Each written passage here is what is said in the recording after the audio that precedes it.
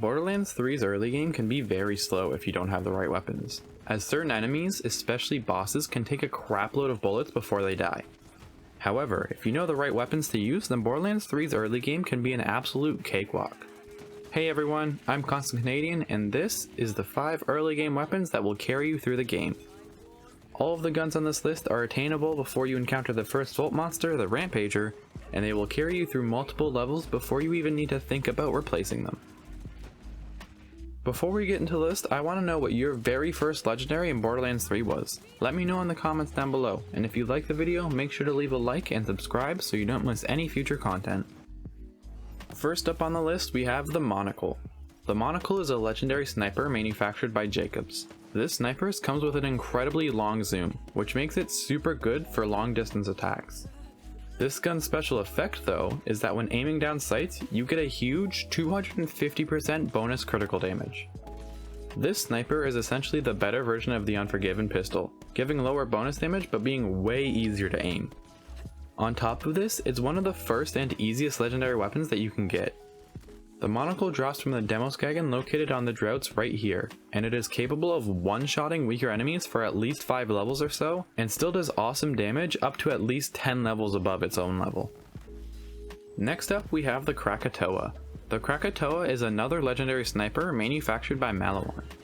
The Krakatoa used to be complete trash, but a while back it got a huge buff which made it insanely powerful. This weapon is essentially a fully automatic laser, and while it's unfortunately locked to the fire element, it really doesn't matter. This weapon does so much damage that the charge time and fire exclusivity is actually kind of reasonable. The Krakatoa is really good against weaker enemies, but it's honestly kind of overkill for them, not to mention insanely inefficient. Where the Krakatoa really shines is against bosses, being able to wipe the floor with most bosses within 5 levels of itself. If you want this absolute boss killer, you need to complete the mission Proof of Wife on Lecter City and farm Tumor Head, the mini boss that spawns during that mission. Another really good early game weapon is the Smartgun XL, a legendary SMG manufactured by Tediore. The Smartgun XL is not overly spectacular and it is locked to corrosive, however it is just an overall strong weapon with above average stats. The Smart Gun has an above average damage stat as well as always being guaranteed to have the turret part on every drop. And even though it's locked to corrosive, the Smart Gun is still fully capable of dealing high damage to any enemies you'll see for at least 5 levels past its own level. If you want to get one of these guns for yourself, it drops from Gigamind, who is first encountered during the mission Hostile Takeover in the Meridian Metroplex. Next up we have the Nemesis. The Nemesis is a legendary pistol manufactured by Dahl.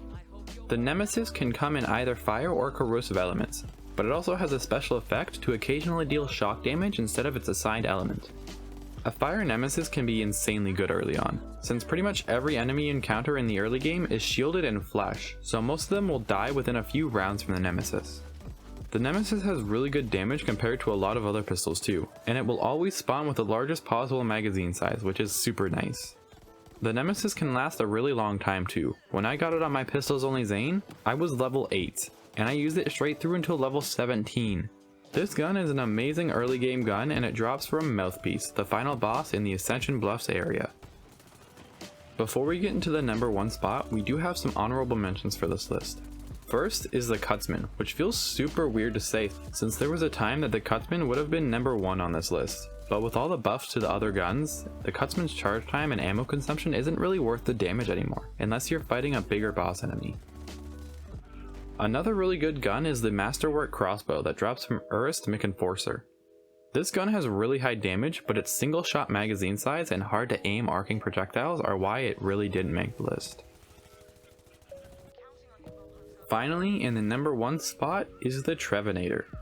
The Trevinator is a shotgun manufactured by Maliwan, and it is incredibly powerful, especially in the earlier levels of the game.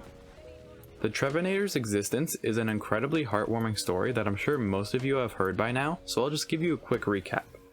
The Trevinator is named after a huge Borderlands fan, Trevor Eastman. However, before Borderlands 3 was officially released, Trevor was diagnosed with cancer. Upon reaching out, Trevor convinced Gearbox to let him play a preview build of Borderlands 3. And Gearbox even offered to name an item in the game after him, and thus the Trevinator was born. The Trevinator used to not be that powerful, but after a buff in November of 2020, the Trevinator became an absolute top tier weapon.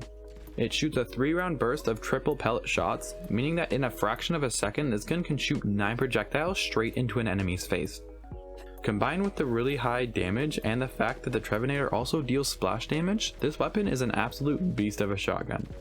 If you want to feel the Trevinator's power for yourself, it drops from Private Beans on Athenas, who spawns during and after the Invasion of Privacy mission. Anyway, that's going to just about wrap up this video. If you found this list helpful, make sure to leave a like and subscribe for more content. Thank you all so much for watching, and I will see all of you in the next one.